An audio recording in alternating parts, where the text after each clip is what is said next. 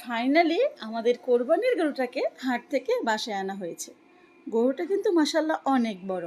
এর দাম নিয়েছে 1,75,000 টাকা। আইডিয়া করা যাচ্ছে এতে 5 থেকে 6 মণ মাংস হবে। কিন্তু গরুটা কিন্তু অনেক রাগী, আমরা কেউ তার কাছেই যেতে পারছিলাম না।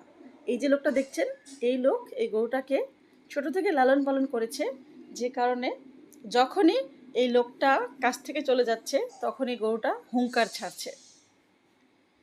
তো আমরা ভাবছিলাম কিভাবে গরুটাকে কন্ট্রোল করা যায়।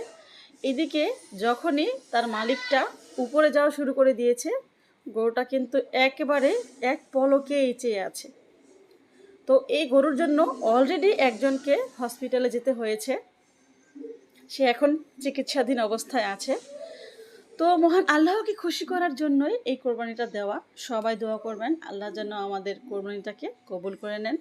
আমিও আপনাদের সকলের জন্য দোয়া করি যেন আপনাদের কোরবানিটাকে আল্লাহ কবুল করে নেন। আমিন।